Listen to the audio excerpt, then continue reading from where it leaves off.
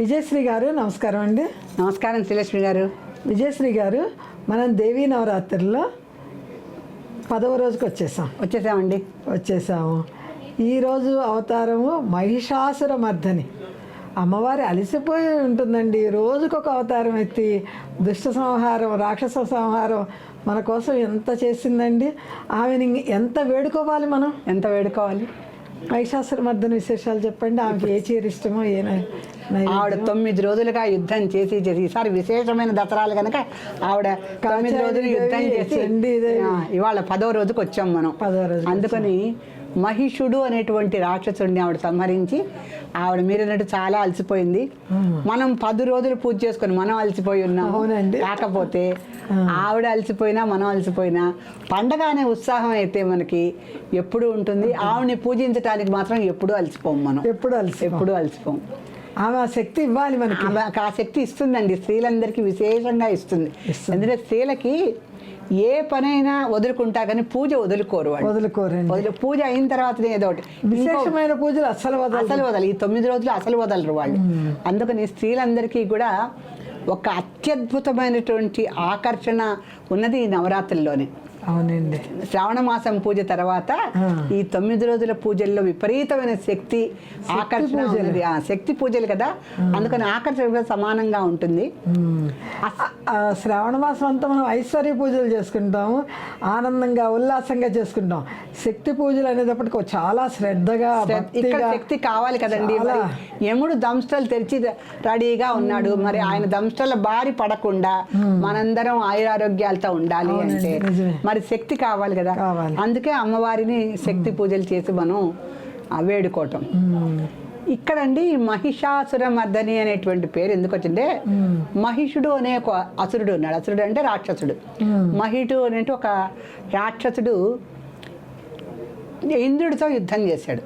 మహిషాసురుడు ఇంద్రుడు మహిషాసురుడు ఇద్దరు కదండి. దేవతల నుంచి ఇంద్రుడు, రాక్షసుల నుంచి మహిషుడు, ఇద్దరు కూడా యుద్ధం చేసుకున్నారు. ఎప్పుడు ఆధిపత్యపు పోరే కదా దేవతలకి రాక్షసులకి. అలా యుద్ధం చేసినప్పుడు దురదృష్టవశాత్తు ఇంద్రుడు ఓడిపోయాడు. మహిషుడి చేతిలో ఇంద్రుడు ఓడిపోయాడు. అప్పుడు మహిషుడు ఏం చేశాడు, ఇంద్రుడి యొక్క కొలువులో పదవులన్నీ ఉంటాయి కదండి, అన్ని పదవులు తనే తీసుకొని ఇంద్రుడి యొక్క కొలువులో ఉన్న పదవులన్నీ తీసేసుకొని దేవతలందరినీ భూలోకానికి తరిమేశారు. దేవతలందరూ రాక్షసులందరినీ ఇంద్రలోకంలో ఒక్కొక్క పదవి ఇచ్చి కూర్చోబెట్టేశాడు. అంతటి అరాచకం సంభవించింది. ఆ సమయంలో పాపం దేవతలందరూ మనుషుల్లాగా భూలోక సంచారం చేయటం ప్రారంభించారు. ఎందుకంటే దైవత్వం కోల్పోయారు వాళ్ళు. అప్పుడు వాళ్ళు ఏం చేశారు, మేమందరం దైవత్వం కోల్పోయి మామూలు మనుషుల్లాగా భూలోకంలో సంచరించాల్సి వస్తుందని త్రిమూర్తులను వెళ్ళి వేడుకున్నారు. త్రిమూర్తులు అప్పుడు బ్రహ్మ విష్ణు మహేశ్వరులు కలిసి ఒక స్త్రీ శక్తి రూపాన్ని తయారు చేశారు. ఒక శక్తి రూపాన్ని వాళ్ళు ఎలా తయారు చేశారంటే, బ్రహ్మలో ఉన్న శక్తి బ్రహ్మ దానం చేశాడు, శివుడిలో ఉన్న శక్తి పూర్తిగా ఆయన దానం చేశాడు. శక్తి రూపం అంటే అర్ధనారీశ్వరత్వమే కాదండి. విష్ణుమూర్తి తనకున్నటువంటి అద్భుత ఆయుధాలన్నీ ఇచ్చాడు.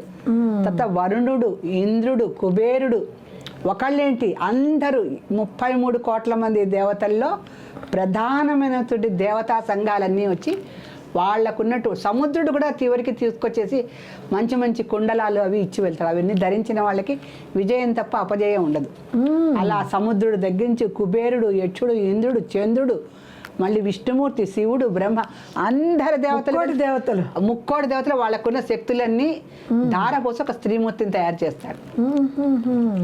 ఆ స్త్రీమూర్తికి చెప్తారు, ఈ మహిషుడు మొత్తం దేవలోకాన్ని అంతా నాశనం చేసేసాడు, నువ్వు వెళ్ళి తను సంహరించవలసింది అని. ఆ స్త్రీ శక్తి పేరే మహిషాసుర మర్దిని. మర్దిని అంటే సంహరించిందని. ఆ స్త్రీ అంటే మహిషుడు అనేటువంటి రాక్షసుడిని సంహరించింది కనుక మహిషాసుర మర్దిని అంటున్నాం మనం. మర్దించేసింది ఏకంగా ఆవిడే. మళ్ళీ భూస్థాపితమే అనమాట. ఇంతమంది శక్తులు ఉన్నాయిగా అమ్మవారికి. ఉండేసరికి మహిషుడితో తలపడి అతనితో ఘోరమైన యుద్ధం చేసి తన దగ్గర ఉన్న ఆయుధాలన్నీ అతన్ని అయినప్పటికీ కూడా మహిషుడు చాలా రోజులు యుద్ధం చేశాడు అసురబలంతో.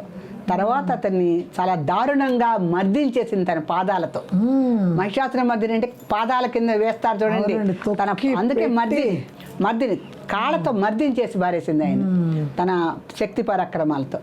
ఆ విధంగా మహిషుణ్ణి అంతం చేయగలిగింది కనుక మహిషాసుర మర్దిని అన్నారు. ఈవిడికండి నీలం రంగు చీర కట్టాలి మనం. తర్వాత మినపగారెలు నైవేద్యం పెట్టాలి. మినపగారెలు. తర్వాత మహిషాసుర మర్దిని స్తోత్రం మనకి 18 శ్లోకాలు ఉంటాయి. అవునండి. జయ జయ హే మహిషాసుర మర్దిని రమ్యక పర్దిని శైలసుతే. ఇది మనకి 18 శ్లోకాలు ఉన్నాయి. చాలా అందమైన కవిత్వంతో, మంచి చక్కటి పదబంధంతో ఈ 18 శ్లోకాలు చాలా బాగుంటాయి. భక్తులందరూ వాళ్ళ ఇష్టానుసారము, వాళ్ళ సమయానుసారము ఈ శ్లోకాలన్నీ పఠించి ఈ మహిషాసుర మర్దిని స్తోత్రాన్ని చక్కగా చదువుకొని ఈ 10వ రోజైనటువంటి మహర్నవమిని చక్కగా జరుపుకోవాలని ఆశిద్దాం. అందరు మహిళలు అండి ఖచ్చితంగా చదువుతారు. అమ్మో నవరాత్రులు అయిపోతున్నాయన్న ఒక బాధ లాంటిది కూడా వచ్చేస్తుందండి. అయిపోతుందని ఆరాటం వాళ్ళకి. అందుకని సామూహిక పూజలు మొదలు పెట్టారండి ఈ మధ్యలో. సామూహిక పఠనాలు మనం శంకరమఠం గుళ్ళు వాడి చూస్తే సాయంత్రం అయ్యేసరికి అందరూ సామూహికంగా కూర్చొని అమ్మవారి ఏ ప్రాంతంలో ఒక అమ్మవారి గుడి ఉంటే అక్కడ చక్కగా అందరూ కూర్చొని ఇక దాంతో నవరాత్రులు అయిపోతున్నాయి అనేటప్పటికి ఇంకా ఆనందంగా ఇంకా సంతోషంగా పఠిస్తూ ఉంటామండి. తప్పకుండా మహిషాసుర మర్దిని స్తోత్రం చదువుకుంటామండి. శ్రీమాత్రే నమః. శ్రీమాత్రే.